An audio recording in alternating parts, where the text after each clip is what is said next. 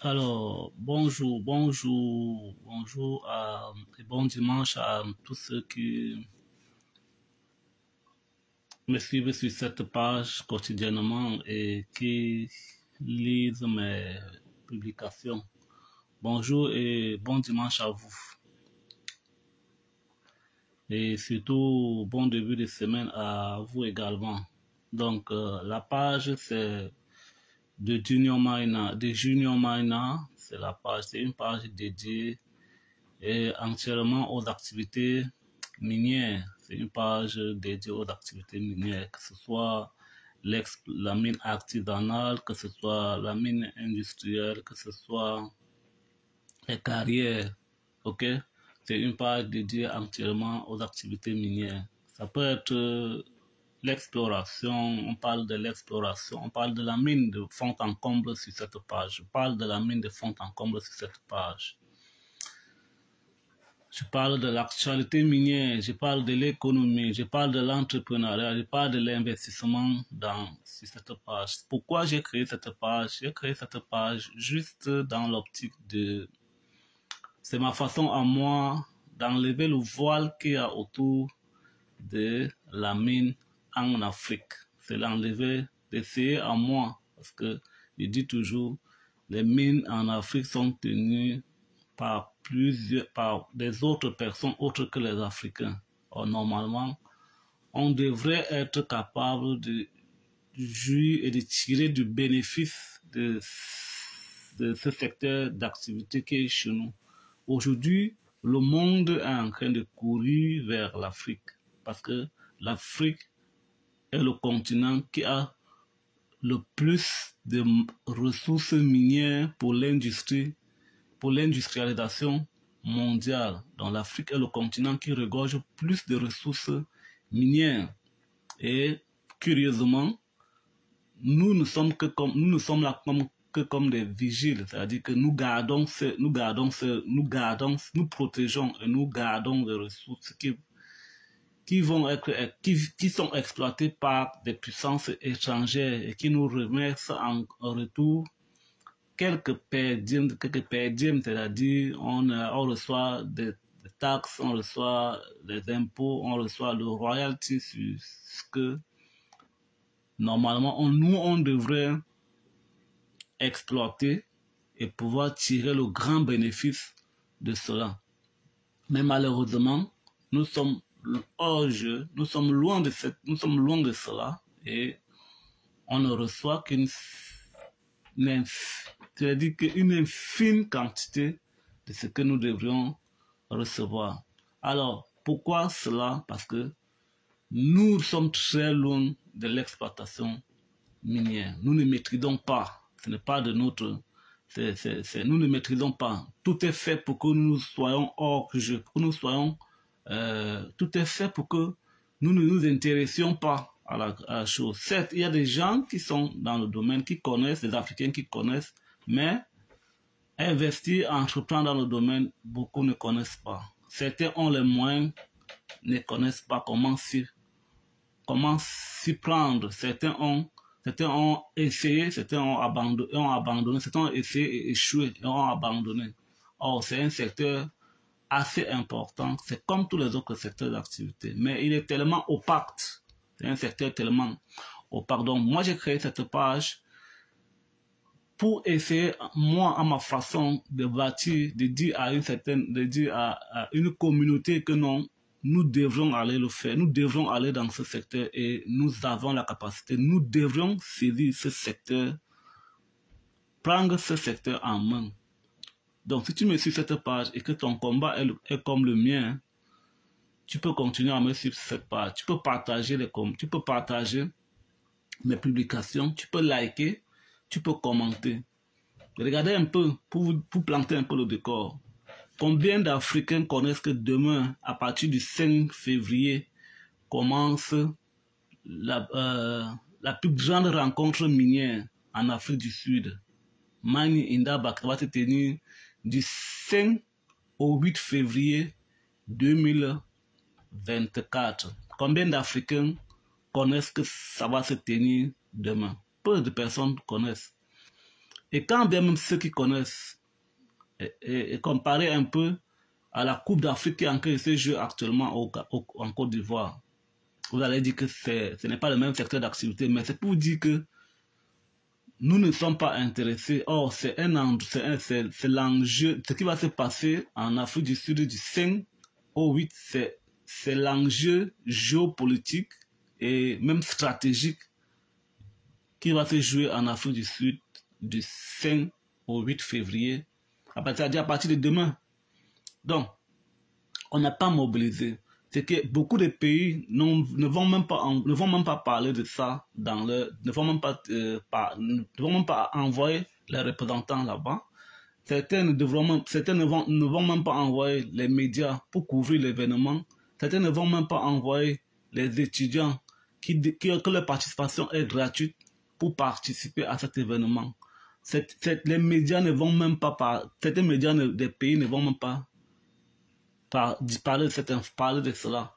Alors que, regardez la CAN, tous les pays, même les pays qui ne participent pas à la CAN, ont braqué, ont envoyé des supporters, ceux qui participent ont envoyé des supporters, ont envoyé des médias, ont envoyé... Donc, tout est fait pour nous distraire et nous éloigner de la chose. Alors que voilà un événement très important qui va se jouer en Afrique, qui va se tenir en Afrique du Sud du 5 au 8. Qu'est-ce qui va se passer en Afrique du Sud? C'est Mani Indaba. Mani Indaba, c'est quoi Mani Indaba? Mani Indaba, c'est une grande messe minière qui chaque année se tient en Afrique du Sud. À quoi ça sert le Mani Indaba? Mani Indaba, c'est pour venir, il y a un thème que les experts vont débattre de ce thème. Et au cours de cette rencontre, les gens vont présenter les nouvelles techniques minières, les nouvelles technologies minières. Les gens vont présenter les potentiels miniers de leur pays, qui vont chercher des partenaires pour l'exploitation. C'est-à-dire que les pays vont venir dire, ok, nous, on a ceci dans nos sous-sols, on a de l'or, on a du diamant, on a de lithium, comme c'est le cas actuellement. Venez chez nous. Notre code minier est meilleur. Notre code minier, les gens vont expliquer leur code minier pour chercher à rencontrer des partenaires. Les gens vont expliquer les nouvelles techniques découvertes pour les recherches, pour l'exploitation. C'est une rencontre. Il y aura des rencontres B2B. Les gens vont signer des partenariats avec des entreprises. Les gens vont signer des partenariats avec des entrepreneurs pour venir exploiter dans leur pays. Il y aura les thèmes, par exemple, il y aura un thème sur la fiscalité minière qui va être organisée là-bas. La fiscalité minière générale de l'Afrique, parce que vous savez, nous, en Afrique, on a ce problème de fiscalité, c'est-à-dire de la loi, les lois minières et l'interprétation de ces lois. Vous voyez beaucoup de pays aujourd'hui, plusieurs pays en Afrique aujourd'hui renégocient les contrats miniers, c'est-à-dire renégocient les contrats miniers parce que quoi? Ils se disent qu'on a été berné par les autres pays. Or, les autres pays, il n'y a pas, la vie est ainsi faite. Si vous n'avez pas la compétence, si vous n'êtes pas sage, celui qui est sage va prendre ce que vous avez pour partir avec. Et aujourd'hui, on assiste en Afrique à une renégociation de plusieurs contrats miniers. C'est juste dit qu'on n'a pas la main d'œuvre qualifiée. En tout cas, c'était juste pour vous dire que le secteur minier est très opaque. C'était juste une parenthèse. Alors, le thème d'aujourd'hui, c'est la mine, le cycle de vie d'une mine que je voulais expliquer, que je voulais parler de ça avec vous aujourd'hui. Plusieurs personnes savent ce que c'est que le cycle de vie d'une mine. Mais combien de personnes savent que ce qu'on fait dans chaque étape du cycle de vie d'une mine? Combien de personnes le savent? Plusieurs personnes savent que le cycle de vie d'une mine il y a l'exploration, il y a le développement, il y a l'exploitation, il y a la fermeture de la mine. Mais combien de personnes connaissent exactement les travaux qui sont effectués dans chaque étape du cycle de vie de la mine? Alors, si tu me suis sur cette page, le thème c'est le cycle de vie d'une mine. C'est quoi le cycle de vie d'une mine? Le cycle, généralement, dans tous les bouquins, vous allez lire le cycle de vie d'une mine. Le cycle de vie d'une mine est constitué en 4 grandes étapes. Quelles sont alors les grandes étapes du cycle de vie d'une mine. Qu'est-ce qu'on fait dans chaque étape, dans chaque grande partie, si on peut dire comme ça. Qu'est-ce qu'on fait dans chaque grande partie du cycle de vie d'une mine? Alors, si tu me suis sur cette page, je vais te dire, si tu peux être proche de quelqu'un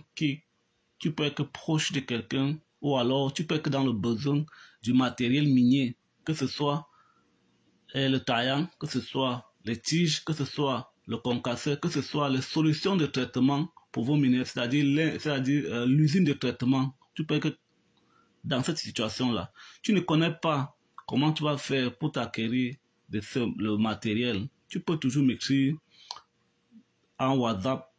Dans la description de cette vidéo, il y a mon numéro WhatsApp ou mon adresse email. J'ai dit que si tu es dans le besoin de concasseurs, des explosifs, des taillants, des tiges, des agrafes pour les convoyeurs à bande, ok? Tu peux être dans le besoin de solutions de traitement pour ton minerai. Ça peut être le diamant, ça peut être l'or, ça peut être le fer, ça peut être le lithium, ça peut être le cuivre, ça peut être le tin.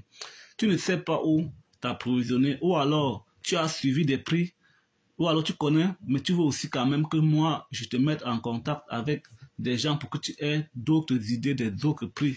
Peut-être ton cahier d'adresse ne te permet pas d'avoir tous les contacts, mais tu peux quand même me contacter pour qu'on essaie d'en discuter afin que mes partenaires et toi puissiez voir à la fin, tu vas pouvoir faire ton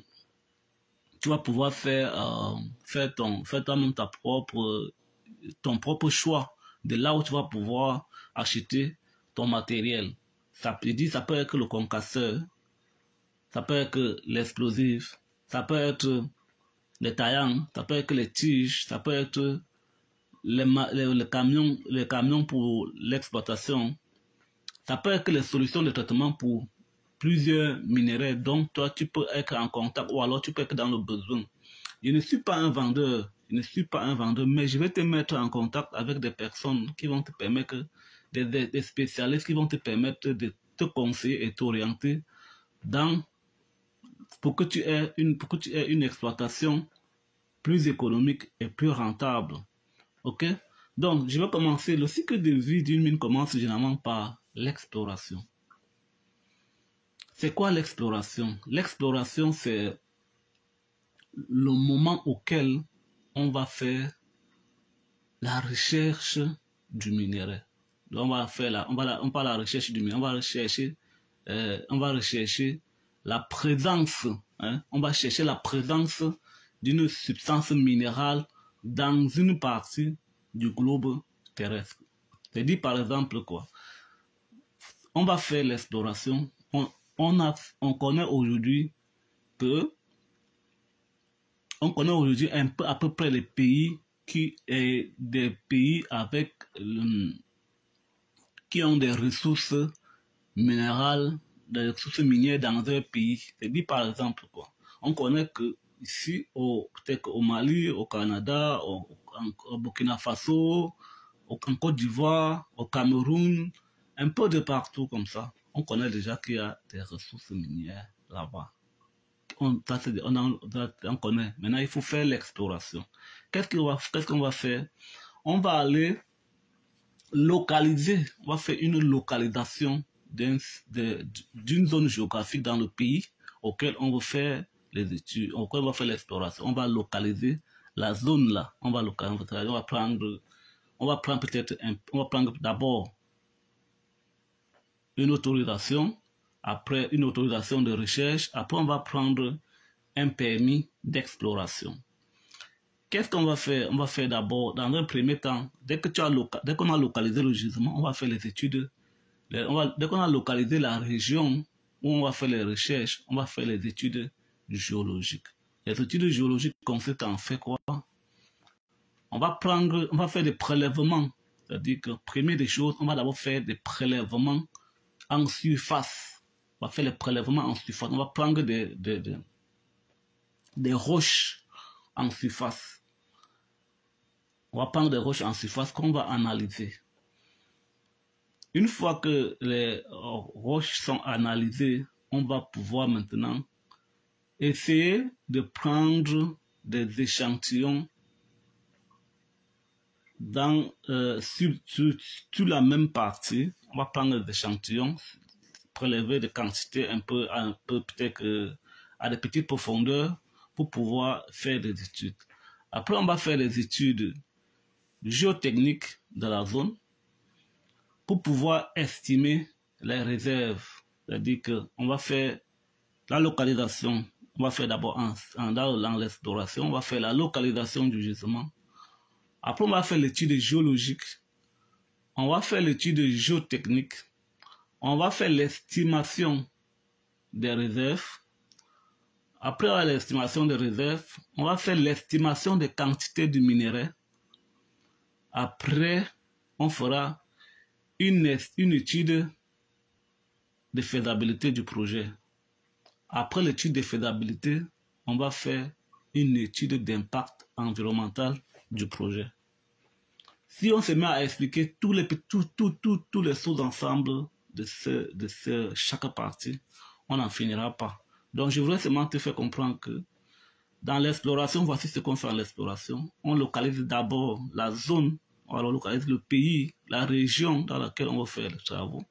On fait les études géologiques, on fait les études géotechniques, on fait l'estimation des réserves, on fait l'estimation des quantités de minerais, on fait l'étude de faisabilité et enfin, on fait l'étude d'impact environnemental. Voilà les grandes lignes. Voilà les grandes lignes. Voilà les grandes lignes directrices d'une exploration. Après l'exploration, il y a le développement. C'est quoi le développement? Qu'est-ce qu'on fait pendant le développement? Le développement, pendant l'étape du développement, on cherche, on fait la demande du permis, d'exploitation.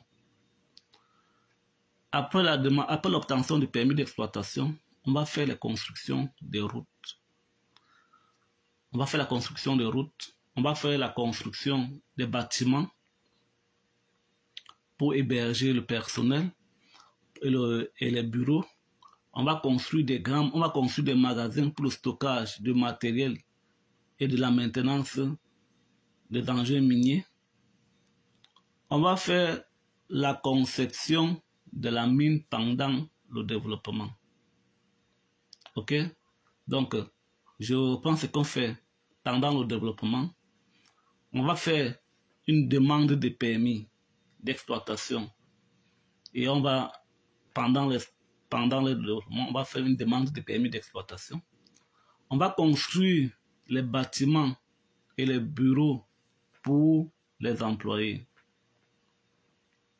En plus de cela, on va construire les usines de traitement, toujours pendant le développement. On va construire des aires de stockage et des équipements, et des aires de stockage pour les équipements et les aires de maintenance pour les engins. Aussi, n'oubliez pas que pendant le développement, on va déplacer beaucoup de terres stériles qui vont permettre à constituer des montagnes artificielles qu'on va appeler le terril. Et le terril est déposé non loin de la mine parce que ce terril, après l'exploitation, va nous permettre de faire ce qu'on appelle la réhabilitation du site. Donc, on va constituer, je me reprends, pendant le développement, on va faire la demande de permis d'exploitation. On va construire les routes et les routes d'accès à la mine. On va enlever le stérile pendant ces travaux-là. Pendant le développement, on va constituer le terril qui est des montagnes artificielles qui vont permettre de faire la réhabilitation du site au moment venu, c'est-à-dire à la fermeture de la mine. C'est-à-dire qu'on va aussi concevoir le plan de la mine pendant le développement. On conçoit le plan de la mine. C'est quoi le plan de la mine, par exemple? C'est quoi concevoir le plan de la mine? C'est concevoir le plan de la mine, c'est quoi? C'est par exemple définir l'exploitation, c'est dire on va exploiter en gradin. Combien de gradins est-ce qu'on va exploiter? Combien de tranchées d'accès on va faire pour accéder aux minerais? Après combien de temps est-ce qu'on pourra commencer l'exploitation? Combien de tonnes de minerais est-ce qu'on va exploiter par jour? Il nous faut combien d'engins? Il nous faut combien d'employés? Qu'est-ce qu'il nous faut pour l'exploitation? C'est pendant le développement qu'on va faire tout ça. Quels sont les moyens à déployer pour pouvoir démarrer l'exploitation du minerai? C'est pendant le développement qu'on se pose toutes ces questions. C'est-à-dire les questions d'ingénierie vont se poser à ce moment-là. Ok? C'est juste pour vous donner quelques idées des sous-étapes qui se font pendant le cycle de vie d'une mine. Parce que beaucoup de gens disent exploration, développement, exploitation et fermeture. Mais les sous-ensembles qu'il y a dedans, plusieurs personnes ne savent pas ce qu'il faut mettre dans chaque sous-ensemble. Donc, ici, aujourd'hui, je vous explique. Alors, avant de continuer, je vais d'abord te dire que si tu me suis sur cette page, ce que je peux dire pour toi peut sembler du déjà vu, ou alors du déjà entendu, ou alors tu connais, mais ce n'est pas tout le monde qui le connaît.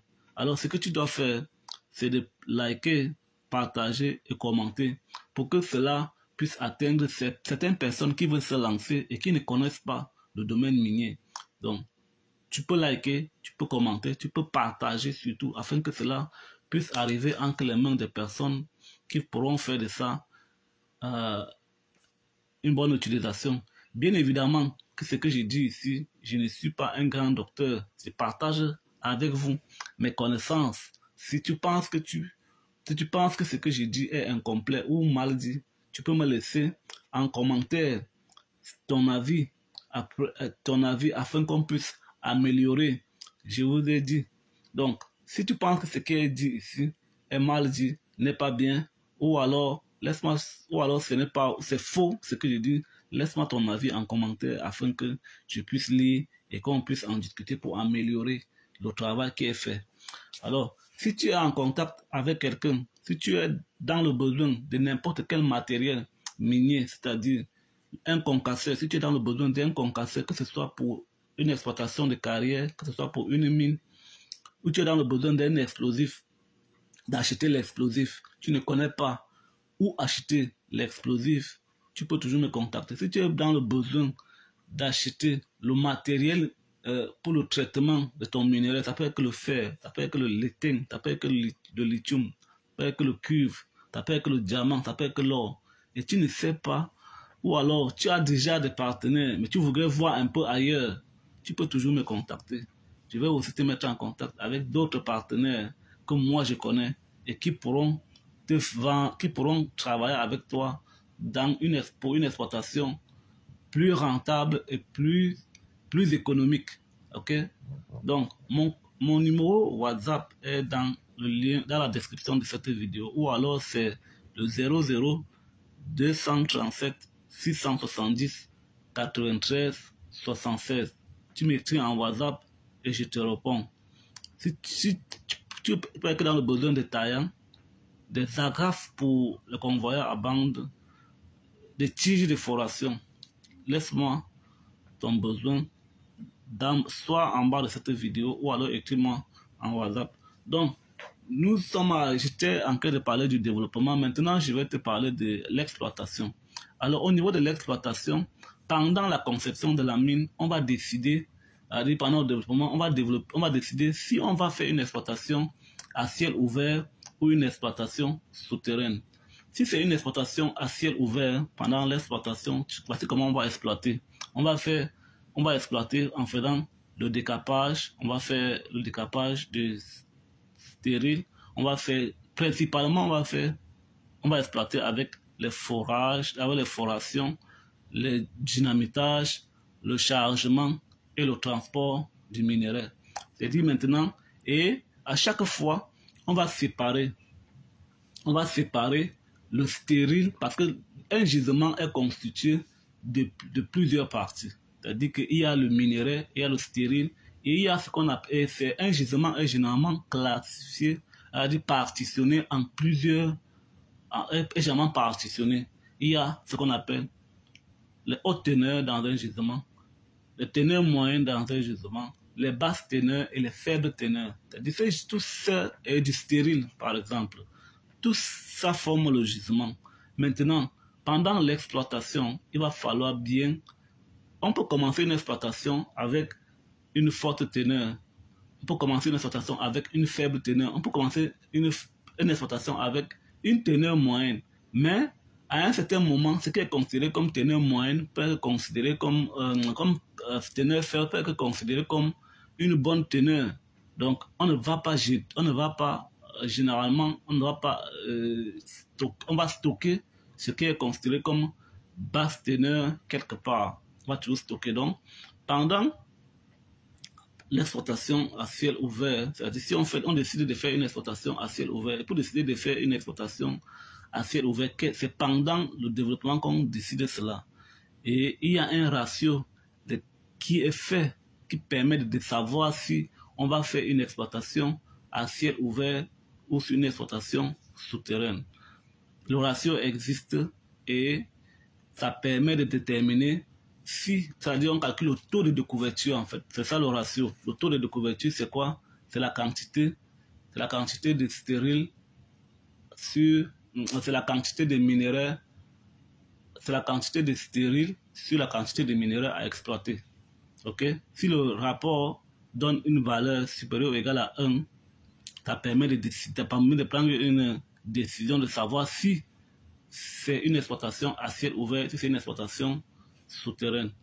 Donc maintenant, si c'est une exploitation à ciel ouvert, c'est-à-dire qu'on va exploiter principalement par forage, dynamitage, chargement, transport de minerais vers les usines de traitement ou le stockage sur le site. Maintenant, si c'est une exploitation souterraine, il va falloir faire ce qu'on appelle les galeries. On va faire d'abord, si c'est une exploitation souterraine, il va falloir faire deux puits principaux en surface, c'est-à-dire il y a ce qu'on appelle le puits d'exploitation et le chevalement. Le puits d'exploitation, c'est le puits par lequel on fait extraire le minerai et faire descendre le matériel minier et les hommes dans la mine. Le chevalement, c'est le puits d'aération, en fait. Le puits d'aération qui permet de faire entrer de l'air dans la mine souterraine. Donc maintenant, si c'est une exploitation, on va d'abord faire ces deux puits. Après, on va faire le traçage de la mine, c'est-à-dire les galeries, les tranchées, les blocs. Pour faire donc ça c'est l'exploitation que je suis en train d'expliquer comme ça. C'est-à-dire qu'on peut faire une exploitation à ciel ouvert, on peut faire une exploitation souterraine.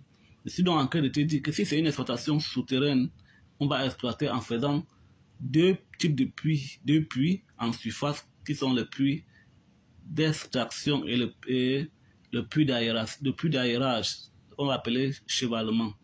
Le puits d'aérage sert à faire quoi? Ça fait faire entrer de l'air dans l'exploitation, dans la mine souterraine. Parce que vous savez, la mine souterraine, on a besoin de beaucoup d'oxygène, de beaucoup d'air fraîche en mine souterraine parce qu'on est sous la terre, il fait chaud et il fait tellement chaud. Plus on va en profondeur, plus il fait chaud. C'est-à-dire le gradient géothermique augmente, plus on va en profondeur. Donc on a besoin de beaucoup d'air et on a besoin de beaucoup d'air qui viennent de la surface pour pouvoir faire vivre des hommes qui vont travailler dans la mine souterraine. Donc, c'est-à-dire on va faire les galeries, on va faire les puits à ce moment-là. Après qu'on ait fait ça, maintenant, il y a le traitement du minerai. Le traitement du minerai consiste à faire quoi? Faire le concassage. Le traitement du minerai, c'est dire on va chercher à récupérer le minerai. C'est pourquoi nous sommes en train de faire l'exploitation. Et pour ça, on va faire quoi? On va faire le concassage. On va appeler ça un traitement mécanique. C'est le concassage, c'est un traitement mécanique d'abord. Après, maintenant, il y a le traitement chimique. Le traitement mécanique consiste à faire quoi? Consiste à prendre le minerai, concasser, broyer jusqu'au micron. c'est-à-dire que broyer jusqu'au micron, broyer jusqu'aux éléments fins, avoir comme la poudre, avoir tout comme la poudre maintenant. Une fois qu'on a obtenu toute la poudre, on va maintenant faire ce qu'on appelle le traitement chimique. C'est-à-dire on va utiliser des produits chimiques pour faire la séparation du minerai de la gangue. Ok? On va faire la séparation du minerai de la gangue. C'est-à-dire vous comprenez que la gangue, c'est le minerai de peu de valeur qui accompagne, c'est un minerai, c'est le minerai de peu de valeur qui accompagne le minerai principal et qu'on va séparer à l'usine de traitement pour pouvoir le rejeter. Parce que la plupart, par exemple, le cas de l'or, l'or est généralement accompagné souvent du cuivre ou du fer. Généralement, c'est ça, l'or ou alors de l'argent. Donc, on va pouvoir enlever cette petite quantité-là qui accompagne le minerai et on va pouvoir faire la séparation chimique à ce moment-là pour pouvoir récupérer notre minerai principal. Et ça, on va appeler ça le traitement chimique. C'est pendant l'exploitation qu'on fait le traitement du minerai. La dernière étape du cycle de vie de la mine, c'est la fermeture de la mine. C'est la fermeture de la mine. La fermeture de la mine consiste à faire quoi? C'est quoi, par exemple? Comment est-ce qu'on arrive à savoir que nous sommes déjà à la fin de l'exploitation? On devrait fermer la mine. On ferme la mine comment? Les teneurs deviennent de plus en plus basses, le coût d'exploitation devient plus élevé et la production aussi devient petite en fait. C'est-à-dire qu'on n'a plus les grands... Si par exemple nous sommes sur un filon, le filon devient petit. Maintenant, qu'est-ce qu'il faut? Les teneurs ne sont plus bonnes, les quantités. Par exemple, si on avait 2,5 grammes à la tonne, pendant l'exploitation, on va peut-être se retrouver peut-être à 0,5 grammes à la tonne, ce n'est plus. Et la quantité même n'est plus importante, c'est-à-dire le volume même du minerai qui reste encore n'est plus important. Qu'est-ce qu'il faut faire? Il faut faire, on ne peut pas garder tout ce personnel, toutes ces machines, faire travailler l'usine juste pour une petite quantité. Il faut faire la fermeture du site. La fermeture du site. Et la fermeture du site consiste à faire quoi? Il faut faire une procédure administrative. Remettre le permis d'exploitation au ministère des mines de tutelle du pays dans lequel vous êtes en train de faire l'exploitation. Vous allez remettre le permis, vous allez dire, ok, nous sommes à bout parce que ce n'est pas votre propriété, c'est la propriété de l'État. Donc vous allez demander, vous allez faire une demande et vous allez obtenir votre permis, c'est-à-dire qu'on va vous donner, vous allez remettre le permis d'exploitation à l'État. L'État peut faire de ça, l'État peut conserver dans ça, l'État peut chercher maintenant une petite entreprise qui se débrouille pour aller continuer de faire son exploitation, parce que c'est généralement les grandes entreprises qui se lancent dans l'exploitation. On peut maintenant chercher une petite entreprise qui peut continuer les travaux d'exploitation à ce moment-là. Donc, après l'épuisement, justement, il y a la réhabilitation maintenant. La réhabilitation consiste à faire quoi?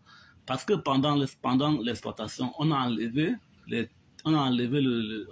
décapé le terrain, on a abattu des arbres, on a déplacé des animaux, on a déplacé les hommes, on a déplacé plusieurs personnes. En fait, on a touché l'environnement. Maintenant, il faut réhabiliter l'environnement. La réhabilitation consiste à faire quoi? Les arbres, les fosses qu'on a créées, il faut rembler ça. Si on a choisi de rembler, on remble. Si on a choisi de faire à cet endroit, on peut transformer cet endroit en autre chose. C'est-à-dire, par exemple, en une piscine. Par exemple, on peut faire de ça une piscine olympique. On peut faire de ça un stade de football. On peut faire de ça un site touristique. Maintenant, c'est à ce moment qu'on a décidé de faire. C'est ça maintenant qu'il faut mettre en place la réhabilitation. Et qu'avant de réhabiliter, c'est ce qui a été dit dans l'étude de faisabilité qu'on va respecter. Ok? Parce que dans l'étude de faisabilité, on a dit qu'on va réhabiliter le site. De quelle façon on va réhabiliter le site? Peut-être en plantant les arbres, peut-être en sémant peut-être, je sais pas, en faisant ça, un site touristique, ou alors une piscine, ou alors un stade. On va maintenant respecter ça et réhabiliter. Maintenant, tout autour, si c'était les arbres qu'on va remettre, on remet les arbres. Si on va faire revenir, parce que avant de commencer, on relève toutes les espèces qui étaient là. C'est-à-dire, les espèces d'arbres qui poussaient là-bas, on va relever tout ça, ça va être conservé. Les animaux, le type d'animaux qu'on avait trouvé, si c'est les lions, les rats, on va relever tout ça et on va conserver. Après, à ce moment-ci, il va falloir remettre tous ces animaux ou alors essayer d'apporter ce qu'on peut apporter ou alors créer un nouvel écosystème pour l'environnement. C'est sur ce sur quoi je voulais qu'on s'entretienne ce matin. Bon dimanche à vous. N'oubliez pas de liker, de partager, de commenter afin que cela puisse arriver entre les mains des personnes. N'oubliez pas, si vous avez constaté pendant le direct, s'il y a quelque chose que vous n'avez pas compris, laissez-moi savoir en commentaire. Ou alors, s'il y a quelque chose que vous voulez que je revienne dessus, parce que c'est tellement long, j'ai juste ramassé comme ça, et c'est tellement long. Si on va entrer dans les détails, on ne va pas s'en sortir. On ne va pas finir ça. C'est tellement très long qu'on ne pourra pas s'en sortir si on veut se détailler. On pourra passer même 3 ou 4 jours à détailler vraiment chaque entité. Donc, n'oubliez pas de liker, de partager, de commenter, de me dire en commentaire vos avis par rapport au direct. Si vous avez aimé, dites en commentaire. Si vous n'avez pas aimé, s'il y a quelque chose que vous voulez qu'on revienne là-dessus en détail, vous me dites en commentaire. Si vous êtes en contact avec quelqu'un ou avec des gens, ou vous êtes vous-même dans le besoin du matériel minier, ça peut être des concasseurs, ça peut être de l'explosif, ça peut être des taillants, ça peut être des tiges, ça peut être des foreurs, ça peut être des agrafes, ça peut être des solutions de traitement pour vos différents minéraux, c'est-à-dire l'or, le diamant, le cuivre, l'étain, le cobalt, le lithium. Contactez-moi. Mon numéro est dans la description de cette vidéo. Mon numéro WhatsApp est dans la description de cette vidéo. Je vais vous mettre en contact avec des gens, des entreprises qui m'ont dit, Joseph, nous te faisons confiance. Et si tu nous amènes des gens, on va aller faire des affaires avec eux. Bon dimanche à vous et surtout, bon début de semaine.